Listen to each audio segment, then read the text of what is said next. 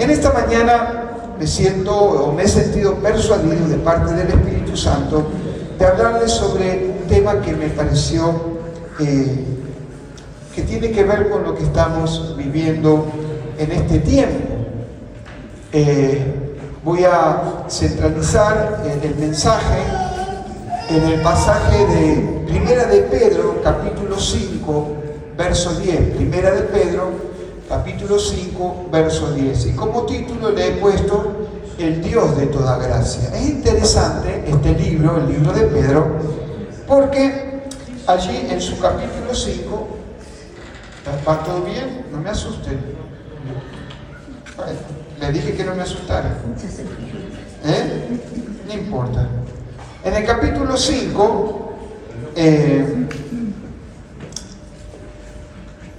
aquí nos habla en Primera de Pedro, y dice, capítulo 1, verso 1, dice: Pedro, apóstol de Jesucristo.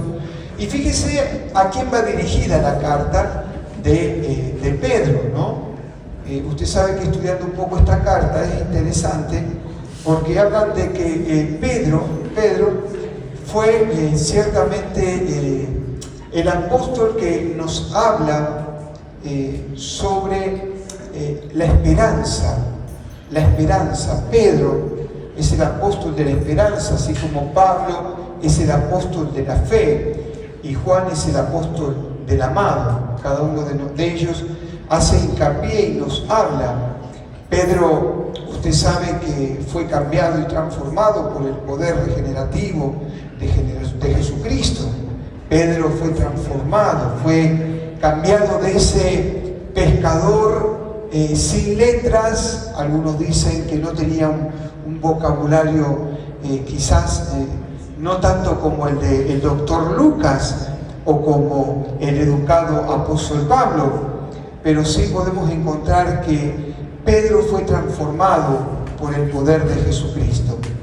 Y Pedro le va a hablar, porque aquí ustedes miren el capítulo 1, verso 1, dice: Pedro, apóstol de Jesucristo. ¿A quién va dirigida esta carta? A los expatriados. Según estuve viendo, este libro, el libro de Pedro, fue escrito después de que Pablo terminó con sus cartas. En el año 64, 67 después de Cristo, Pedro va a escribir esta carta dirigiéndose y ministrando a los, como dice bien aquí, a los expatriados de la dispersión del Ponto, Galacia, Capadocia, Asia y Bitinia. O sea, esta carta está dirigida a hombres y mujeres que estaban allí expatriados, y él tiene que hablarles, les tiene que ministrar, porque este es el apóstol de la esperanza. Si usted va al libro de Primera de Pedro, va a encontrar, y me llamó mucho la atención, que por 16 veces Pedro habla sobre la palabra sufrimiento. Qué interesante, ¿no? 16 veces habla sobre la palabra de sufrimiento. Pero la perspectiva o la mirada de Pedro con respecto al sufrimiento no es el sufrimiento que estamos acostumbrados a nosotros. Hay uno que se copiaron el eslogan y dijo: pare de sufrir, ¿no? Pero muchas veces nosotros tenemos, cuando hablan de sufrimiento, hablan de que todo se terminó, que todo se acabó. Cuando hablamos de sufrimiento es porque hay una enfermedad terminal, ¿sí o no? Cuando hablamos de sufrimiento es porque nuestra economía decayó. Cuando hablamos de sufrimiento es porque nuestra pareja, nuestro matrimonio se quebró, se rompió. Cuando hablamos de sufrimiento estamos hablando de una situación que quizás no tiene un remiendo o no podemos hacerla aflorar, ¿sí? Muchas veces creo que en el proceso de nuestras vidas el Señor ha ido trabajando y ha permitido ciertos grados de sufrimiento en nuestras vidas. Por eso, en el capítulo 5, verso 10, el apóstol Pablo nos dice lo siguiente. Capítulo 5, ahí en 1 de Pedro, capítulo 5, verso 10. Y me gustó esto, porque a pesar del sufrimiento que estaban experimentando, viviendo estos expatriados, el consejo del apóstol Pablo es el siguiente. ¿Y por qué tenemos que ver nosotros? Porque Pedro nos habla de esperanza, aún en medio del sufrimiento. Porque Pedro nos habla de esperanza en medio de nuestro proceso. Porque Pedro nos habla de esperanza a pesar de las circunstancias que nos toca experimentar o vivir. Pedro nos habla de alegría, aún a pesar de las circunstancias en las cuales estemos experimentando o viviendo. Y dice así la palabra de parte de Dios: mas el Dios de toda gracia, diga conmigo, de toda gracia, no de alguna gracia, sino de toda gracia. El Señor, en su gracia, y usted sabe que gracia significa favor inmerecido, esa gracia que el Señor nos ha regalado a través de su Hijo Jesucristo, nos dice: mas el Dios de toda gracia, que nos llamó a su gloria eterna. Y fíjese usted, el que tiene oídos para oír, oiga, y el que tiene ojos para leer, lea, ¿no? ¿Hacia dónde va dirigida esta palabra? No tan solo está dirigida para los tiempos que él estaba viviendo, experimentando, sino que también nos estaba transportando para un tiempo futuro. No para el tiempo actual, sino para el futuro que venía hacia adelante. Y dice: mas el Dios de toda gracia, que nos llamó a su gloria eterna en Jesucristo, fíjense ustedes, dice después, diga conmigo, después de que hayáis padecido un poco de tiempo, Él comience a trabajar en estas áreas sobre sus vidas. Después de que ustedes hayan padecido, la palabra padecido, sufrimiento, después que ustedes hayan vivido situaciones difíciles, hayan sido perseguidos, después de que ustedes hayan vivido momentos caóticos en su vida, ese Dios de toda gracia va a actuar a favor de cada uno de ustedes. ¿Y cómo va a actuar? Dice: porque Él mismo perfeccione, afirme, los fortalezca y los establezca. Pedro nos revela uno de los tantos atributos de Dios. Lo llamó Dios de toda gracia. Y eso es algo que no debemos olvidar, pero tampoco debemos, permítame usted, utilizar esta frase que quizás no quede muy linda, pero tampoco tenemos que manosear la gracia. La gracia es un regalo inmerecido. La gracia a nosotros nos ofrece libertad, pero la gracia no es libertinaje. ¿Cuántos van entendiendo esto? La gracia implica ese favor inmerecido de Dios sobre mi vida, como dice aquí el apóstol Pedro, que nos llamó a su gloria eterna en Jesucristo. Y yo tengo que, hermanos, exaltar, glorificar, adorar por ese regalo que a mí no me correspondía, pero por su gracia yo la recibo. Amén.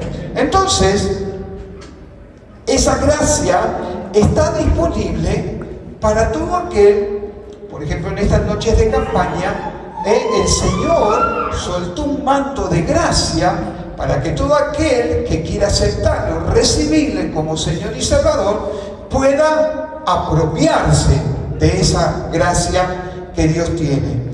Ahora, ¿cómo Dios actúa y hará con nuestra vida? ¿Qué es lo que Dios quiere perfeccionar en nosotros?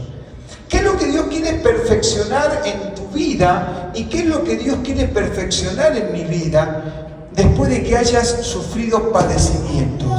Uno diría, qué fácil sería la vida sin padecimiento. ¿Cuántos están de acuerdo con esto? ¿Sí o no? ¿Cuántos de ustedes dirían, qué lindo sería una vida sin sufrimiento? ¿Cuántos están de acuerdo conmigo? A todos les gusta sufrir, pare de sufrir. Amén. Yo creo que ninguno de nosotros nos gusta padecer procesos, a ninguno de nosotros nos gusta vivir padecimientos, sufrir penalidades, como dice la palabra del Señor. Pero Dios ideó así esta situación, ¿para qué? Para formarnos, para darnos forma. Yo no tengo problema, yo me quito esto, para darnos forma, para glorificar su nombre. Amén. Y hay 4 cosas que yo quiero que podamos, si no, dame el alambre, pues no hay drama. A ver, por ahí es esto. No, el equipo. ¿Falleció? resucitar.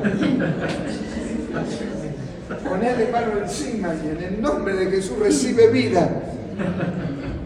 En la campaña nos tocó ministrar el primer día. Dice que el primer día hubo casi 5.000 personas en el predio, ¿no? Estaba realmente lleno y a un pastor hermoso se le ocurrió administrar a toda la gente que estaba ahí, ¿no? Así que teníamos que imponer manos y orar por la gente y realmente poder ver la gracia de Dios, ver la manifestación de Dios, ver las sanidades, ver la gente que estaba cautiva, ¿no? Cómo era liberada, aquellos que estaban bajo el dominio del enemigo pudieron ser sacados y allí poder recibir esa gracia que el Señor nos invita. Ahora, vayamos a la palabra. No te hagas problema, Nelson, pare de sufrir. ¿Ves? Como buen soldado, sufre penalidades. Está sufriendo ya mi hermano. Y ahora hay 4 cosas que yo quiero hablar. La primera de ellas dice que después de que hayan sufrido penalidades, la voluntad de Dios es perfeccionarte. Decirle al que tenés a tu lado, Dios te quiere perfeccionar.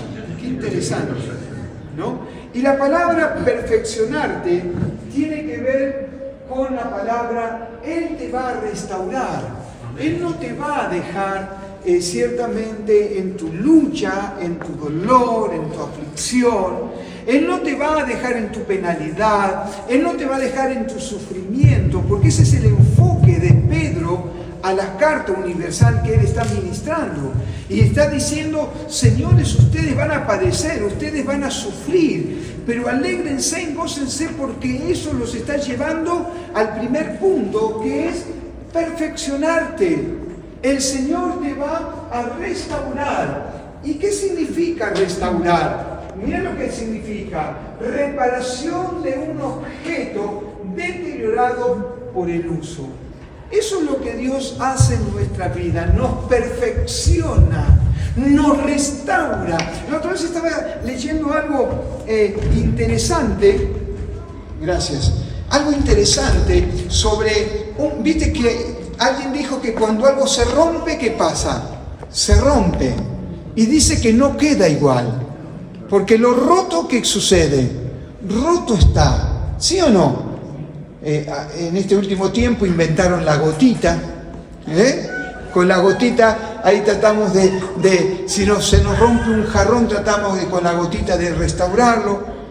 Pero dice que hay una persona muy capacitada, una persona muy preparada, que dice que ella restaura, o que él restaura todo tipo ciertamente de jarrones.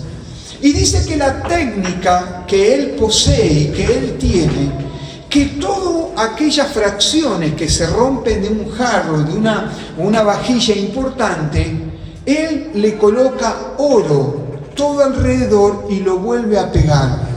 Qué interesante, porque dice que queda la pieza de una forma original, pero ahora dice que está en todas sus partes que están dañadas, lastimadas y rotas. Ahora el oro cubre cada una de esas superficies. Qué interesante saber que en el trato de parte de Dios, donde parece que nuestras vidas se rompen, se quiebran, donde parece que ya no hay una esperanza, que no hay una salida, Dios viene en esta mañana y te dice: yo te voy a perfeccionar, yo te voy a restaurar, yo voy a hacer que cada uno de aquellos pedazos que se quebraron, se rompieron, ya no sea con oro, que es un metal precioso, sino que lo voy a hacer con algo superior y más precioso, que es mi sangre preciosa y bendita. Y eso te va a habilitar para que sigas caminando, para que sigas proyectándote hasta la venida del Señor Jesucristo. ¿Cuántos dicen amén en esta mañana? ¡Aleluya! Dale un fuerte aplauso a Jesús, honrad a Jesús, porque Él te restaura. Libro de Jeremías, capítulo 18, verso 6. Allí nos habla la palabra de parte del Señor, y un poco me parece, yo no estaba muy atento al mensaje anoche, pero me parece que el pastor utilizó este mensaje. Dice: muchachos, no podré yo hacer de ustedes, dice, como este alfarero, oh casa de Israel. Y yo me gustaría que usted saque el nombre de casa de Israel y coloque su nombre. Y que podamos decirle en esta mañana, no podré yo hacer de ustedes como este alfarero. Oh Gustavo, dice el Señor, he aquí como el barro en la mano del alfarero, así sois vosotros en mi casa, oh Gustavo. Qué bueno es saber que aún en medio de nuestras luchas, tribulaciones y pruebas, el alfarero sigue trabajando sobre cada uno de nosotros. Él nos perfecciona y Él nos restaura por su gracia. Dios nos hizo perfectos. ¿Cuántos saben que Dios nos hizo perfectos? Qué interesante saber que Dios te hizo perfecto. En el huerto del Edén es un estereotipo, un compromiso antes que el hombre cayera. Dios lo hizo perfecto. El hombre cae por consecuencia del pecado, ¿sí o no? Pero el Señor después nos entrega la vida a través de Jesucristo y nuestras vidas son restauradas para la gloria de su nombre. Amén. Dios nos hizo perfectos como lo fue en un tiempo Adán y Eva. Ellos tenían comunión con Dios, caminaban con Dios, lo veían. Eso mismo es lo que Dios quiere hacer con nosotros, volvernos al original, volvernos a la relación, volvernos a Él. Y si es necesario que muchas veces tengamos que vivir estos procesos, Él nos quiere restaurar para que nuestra comunión íntima se restaure con nuestro Señor. Amén. Entonces lo primero que Dios va a hacer es perfeccionarte. Dios te va a restaurar. Lo segundo, dice que Él nos va a afirmar. ¡Qué lindo! ¡Qué lindo es una persona cuando está bien firme en las cosas del Señor y firme en sus convicciones y firme en la vida cotidiana! Y mirá lo que significa el punto 2, que Él nos afirmará. Significa que Él nos va a consolar, nos consolará. Afirmar implica consolará. Lleva la idea de asegurar bien la colocación de un objeto en su lugar. Interesante. Eso es lo que nos significa que Él nos afirmará. Consolidar. Hacer que una cosa material adquiera firmeza o solidez. En pocas palabras, la palabra que Él nos afirmará implica y significa nada más, de la forma más sencilla, es que usted y yo alcancemos madurez espiritual. Una persona, hermanos, que no alcanza madurez espiritual será una persona, como dice Santiago, como la ola del mar. Una persona, hermanos, que no ha alcanzado madurez espiritual es una persona endeble en el Espíritu Santo. Yo podré tener y recordar que hace 40 años un día yo le entregué mi vida a Jesús. Pero los años a mí no me dan madurez espiritual. Me da la madurez espiritual el conocimiento que yo tenga hacia Dios. Me da, hermanos, madurez espiritual la obediencia. Me da la madurez espiritual la fidelidad. Me da madurez espiritual el conocer la palabra del Señor. Es increíble y es fuerte decir, pero muchas veces pensamos que los años que llevamos en los caminos del Señor, eso nos proporciona, hermanos, madurez. Y bajo ningún punto de vista, la madurez espiritual tiene que ver cómo es mi reacción. ¿Sí o no? ¿Sí o no? ¿Cómo reaccionás? ¿Cuál es tu reacción ante lo que dice las tribulaciones?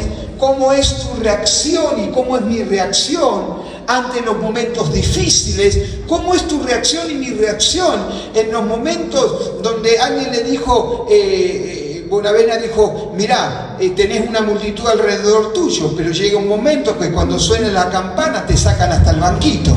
te quedás vos solo, ¿sí? Y en la vida espiritual muchas veces pasa eso. Pasa que muchas veces tenés mucha gente alrededor tuyo, pero hay un momento de tu vida que te sacan hasta el banquito y tenés que vos, hermanos, tomar autoridad, tenés que vos luchar, tenés que vos levantarte, tenés que vos consolidarte, tenés que vos afirmarte. Porque eso es lo que tiene que ver esta palabra. Es interesante. Alguien dijo que la zanahoria, vio que la zanahoria cuando usted la compra es una zanahoria que está firme, está fuerte. ¿Sí o no? ¿Sí o no? Mi esposa va a una verdulería especial porque dice, a mí me gusta la zanahoria de esa verdulería. ¿Sí o no? Cada uno tiene. Y usted vio que la zanahoria es firme y es fuerte.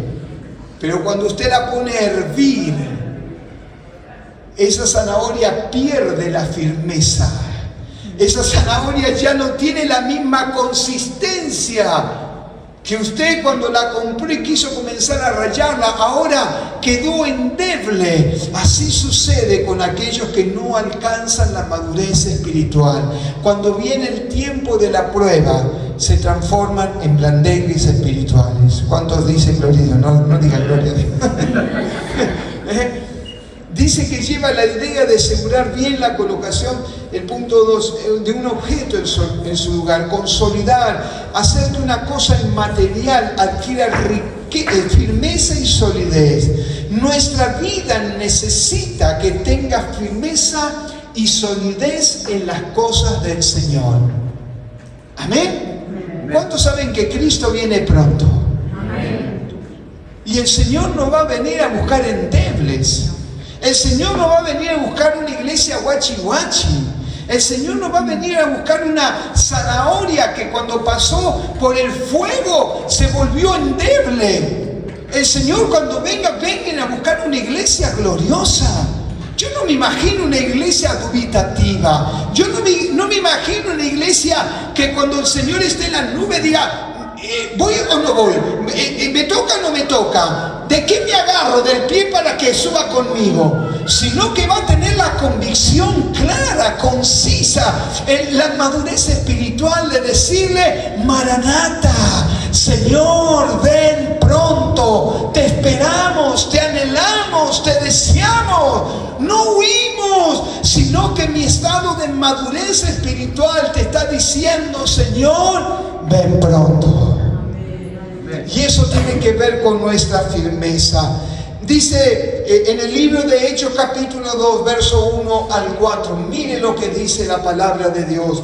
Porque los apóstoles fueron afirmados, fueron consolidados, nada más ni nada menos que cuando vino el Espíritu Santo sobre ellos. Libro de Hechos capítulo 2, verso 1 al verso 4 nos dice lo siguiente. Cuando llegó el día de Pentecostés, qué día glorioso, qué recordativo nos trae la palabra, qué viva que es la palabra, que cada vez que tenemos que hablar de Pentecostés o del poder del Espíritu Santo nos remitimos a ese día. Pero yo creo que en esta mañana Dios puede hacer un nuevo Pentecostés. Yo creo que en esta mañana el Espíritu Santo puede hacer un nuevo derramar de su Espíritu. Yo creo que en esta mañana Dios puede volver a reafirmarnos en Él, fortalecernos y decirle al Señor, ven pronto. ¿Cuántos dicen amén? Amén. Dice que cuando llegó el día de Pentecostés, ¿cómo estaban todos? Wow. ¿Cómo estaban? Unánime. ¿Pero cuántos eran? Juntos. No, ¿cuántos? Todos. Algunos. Todos. Pocos. No, todos. Y así nos tiene que encontrar al Señor, procurar por la vida de mi prójimo, de mi hermano, de que esté preparado para la venida del Señor. El apóstol Pablo nos dice, mientras que el Señor venga, anímense los unos a los otros, hablen palabras de vida, ministrense los unos a los otros, aliéntense, busquen de parte de Dios, no se pongan blandengues, sino que busquen más de la presencia del Espíritu Santo. Verso nos dice, y de repente vino del cielo un estruendo como de un viento recio que soplaba, el cual llenó toda la casa donde estaban sentados. Aleluya. Y mira, me gusta la palabra esa, gracias Espíritu Santo, me gusta la palabra esa, sentados. ¿Sabe por qué estaban sentados? Porque estaban esperando el cumplimiento de la palabra. Ya no había más nada por hacer. Ellos se entregaron, pasaron casi unos cuantos días, 120 días estuvieron allí. Y sus fuerzas dijeron, ya no puedo más, no tengo más capacidad. Así que, viste que cuando ya llega un momento que vos no podés hacer nada, ¿qué haces? Nada, te entregas al Señor. ¿Sí o no? ¿Sí o no? Cuando hay un problema que no podés resolver, ¿qué haces? Te parás, te sentás y comenzás a ver en dónde puedo yo encontrar una respuesta. Ustedes que son universitarios, ¿sí o no? Amén. ¿Sí o no? Cuando estamos con algo complejo en nuestra vida y no le podemos encontrar la respuesta o la solución, ¿qué es lo que hace usted? Yo por lo menos me freno, me paro y permito que el Señor hable a mi corazón, porque me rindo a Él. Dice aquí que los discípulos estaban sentados porque ya no tenían nada más por hacer. Se rindieron, y eso es lo que Dios está buscando de su iglesia. Que ya no luche con sus propias fuerzas, que ya no luche con sus propios intelectos o pensamientos, sino que le entregue las riendas a Él, porque Él quiere glorificar su nombre, porque el único digno, hermanos, que el Señor está buscando en este tiempo, el Señor está buscando en este tiempo que no se glorifiquen los nombres de los hombres, sino que Él está buscando en este tiempo que el nombre de su Hijo Jesús sea aquel que sea levantado sobre la humanidad. Solamente Jesús sea el nombre que pueda repercutir en todos lados, en la iglesia, en las calles, que Jesús sea levantado para la gloria del Padre. ¿Cuántos dicen amén en esa mañana? Sí, denle un fuerte aplauso al Señor. Verso 3 dice: desaparecieron lenguas repartidas como de fuego asentándose sobre cada una de ellas. Y verso 4 nos dice: y fueron, ¿cuántos? Algunos. ¿Cuántos? Deciden esta mañana: a mí me toca. A mí me toca. Señor, lléname el tanque de nafta, lléname el tanque de tu Espíritu Santo. Señor, yo necesito. Lo que vivimos ayer, lo que vivimos antes de ayer fue extraordinario, pero Dios en esta mañana tiene una gracia nueva y diferente para la iglesia.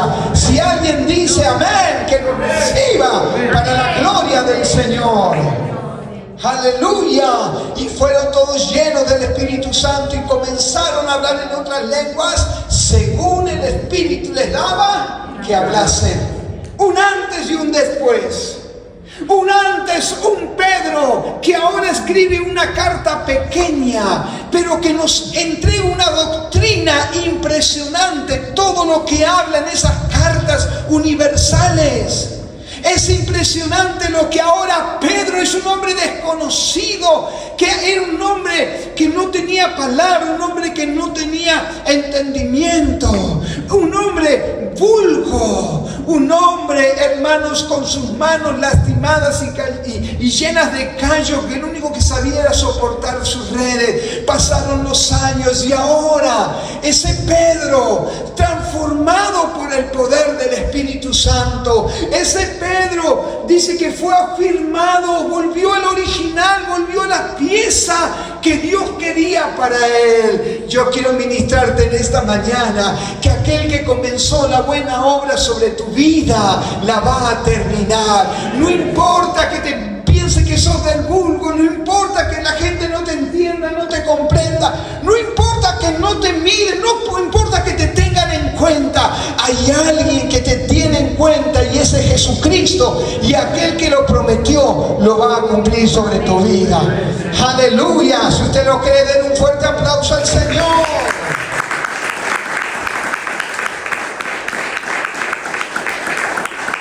Punto 3. Él nos nos va a fortalecer. Decirle al que tenés a tu lado, prepárate, porque aún en las pruebas y en las luchas el Señor te fortalece. Y la palabra fortalecer tiene que ver, y dice que es robustecer. En el griego setún dice que es llenarte de fuerzas. Qué interesante. Cuando yo estaba armando este bosquejo, digo, qué interesante que es esta palabra. Porque dice que nos va a llenar de fuerza.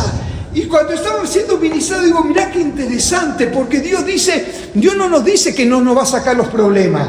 Dios no dice que te voy a dar un camino de rosa. Dios no te dice que, mira, se acabaron para vos, viniste a Cristo y se te acabaron los problemas. No dice eso la palabra. Lo que nos está diciendo en esta mañana es que Él, a pesar de todas tus luchas, de todos tus problemas, de todo lo que estés viviendo, yo te voy a llenar de fuerzas para que sigas adelante, para que seas más que vencedor o vencedora, para que te extiendas, para que crezcas, para que te desarrolles. Equipar, dice la palabra, para el servicio activo. Y necesitamos, hermanos, ser fortalecidos en el Señor. Porque una persona fortalecida es aquella que está preparada y activa. Si somos gente pusilánime, como la onda del mar, Dios no nos puede utilizar. Dios no puede usar una persona que un día está firme y otro día decae. Dios sigue buscando hombres y mujeres en los cuales Él pueda confiar. Y te lo digo porque muchas veces he ido a la cruz y he tenido que decir en mi proceso, Señor, teneme como fiel, como digno. Teneme, Señor, como una persona firme para que mi vida pueda reflejar la vida de Cristo. Nosotros cuando vemos la vida de Cristo no vemos la vida de alguien que iba un día al monte, oraba y al otro día dejaba de orar. Yo creo que el reflejo de eso fue los discípulos en el monte de Getsemaní, ¿se acuerdan?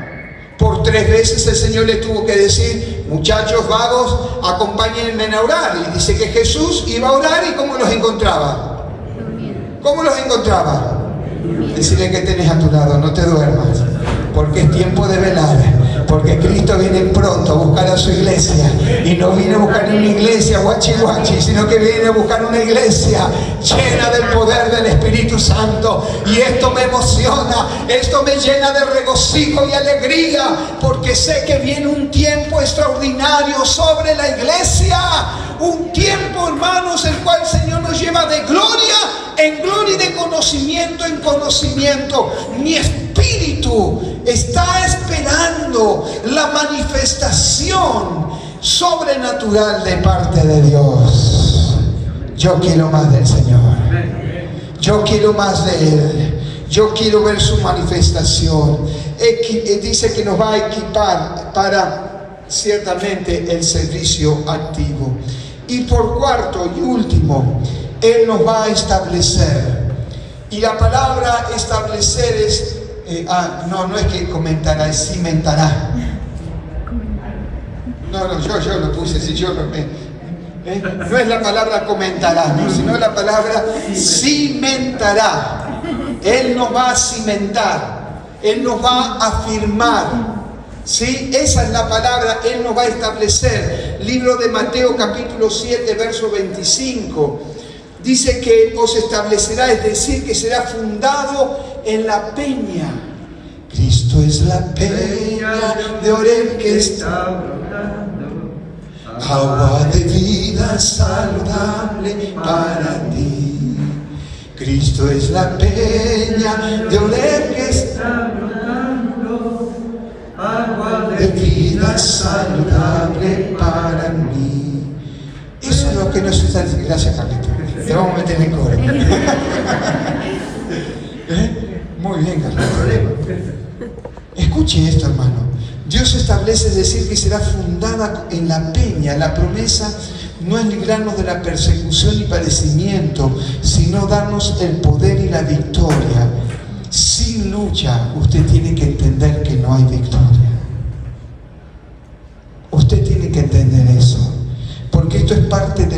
madurez espiritual que Pedro le está hablando a esta iglesia que estaba padeciendo luchas y tribulaciones. Le habla a la iglesia de Babilonia. Estaba leyendo algunos comentarios y dicen que supuestamente Pedro le estaba hablando a la iglesia de Roma, y algunos coinciden que no, porque Pablo le estuvo predicando en Roma y Pedro no bajó, sino que estuvo todo en el Asia Menor. Pero él estuvo viendo allí a los expatriados y les estaba dando palabras de aliento. Estaban viviendo problemas, vicisitudes, circunstancias adversas. Pero la palabra que Pedro les entrega, que nos está entregando en esta mañana a nosotros, es que, muchachos, el Señor está trabajando con ustedes. En el libro de Mateo capítulo 7, verso 25, nos dice lo siguiente: descendió lluvia. ¿Se acuerdan? ¿Quién lo lee, por favor? A ver, con voz argentina. Vamos, uno. Descendió lluvia, y vinieron ríos y soplaron vientos, y golpearon contra aquella casa, y no cayó, porque estaba fundada sobre la roca. Amén. ¿Escuchó? ¿Cuántos leyeron bien esta palabra? Pero no la lea de corrido, sino lea lo que el espíritu de esta palabra dice. Dice que descendió la lluvia. No significa que el Señor puso un paraguas gigante. No significa que el Señor puso ángeles para que la lluvia no cayera. Sino que dice que descendieron lluvias y vinieron ríos. ¿Cuántos vieron lo que pasó en Valencia hace 2 semanas atrás? Ríos impetuosos arrastraban a los vehículos como si fueran juguetes o papeles que uno tira allí al borde cuando corren las aguas en nuestra ciudad. Yo decía a mi esposa, estaba mirando ese artículo y digo, mirá cómo apilaban los autos. El río impetuoso que se había desatado sobre esa ciudad, sobre esa nación, arrastraba todo. Y dice la palabra que eso va a suceder sobre nuestra vida. Vamos a vivir momentos donde parece que todo nos arrastra, donde todo parece que nos lleva, donde parece, hermanos, que no vamos a tener una respuesta. Pero mirá, dice, y soplaron vientos. Yo le digo a mi esposa, nosotros vivimos en un segundo piso, y le digo, escuchá, ¿a alguien le gusta escuchar? A mí me gusta escuchar el viento. No sé si la casa estará llena de endijas, pero a mí me gusta escuchar el viento. Le digo a mi esposa, digo, escucha, mami, el viento. Y uno escucha el viento, pero dentro de casa yo me siento seguro.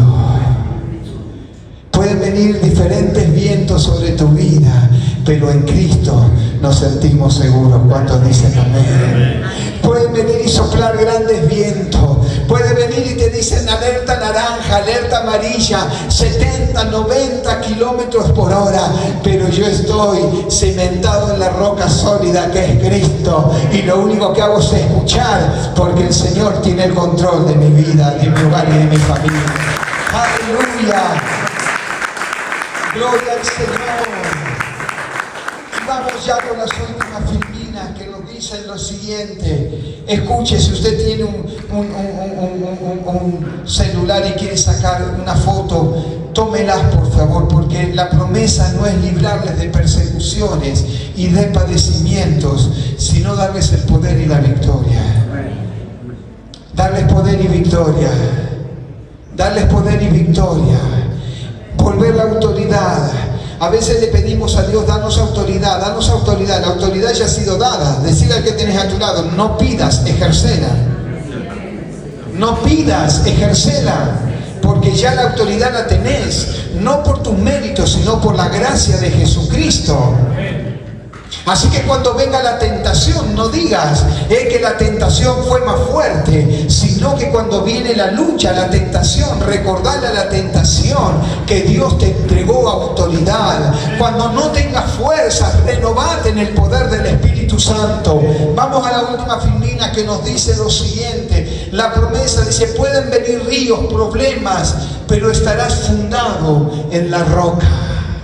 Y esto me acordé a la palabra que el Señor nos habló y nos ministró hace un par de semanas atrás. El árbol de Tulé, ¿cuántos se acuerdan? El árbol de Tulé, que dice que es uno de los árboles más frondosos y más grandes allí de México, pero que sus raíces, dice que van se van cavando hasta encontrar el agua subterránea, y cuando hallan el agua subterránea, sus raíces comienzan a alimentarse, pero no alcanza tan solo, sino que este árbol, que es tan inteligente, dice que cuando ve una roca, sus raíces se abrazan. Yo te puedo garantizar que ese árbol, por más que vengan vientos, por más que vengan tormentas, por más que vengan problemas, sus raíces se alimentan sobre las aguas subterráneas. Y no tan solo eso, sino que sus raíces se afirman a la roca. Dos cosas que necesitamos indispensables: que ese río de agua viva sea aquello que el Señor nos permita que nuestra raíz, nuestra sedimentación, puedan nutrirse de esas raíces, de ese río de agua viva. Necesitamos a su Espíritu Santo, pero también ser lo suficientemente sabios para hacer que, si encontramos esa roca, podamos abrazarla, que representa nada más ni nada menos que a Jesucristo. ¿Escuchaste? Pueden venir ríos,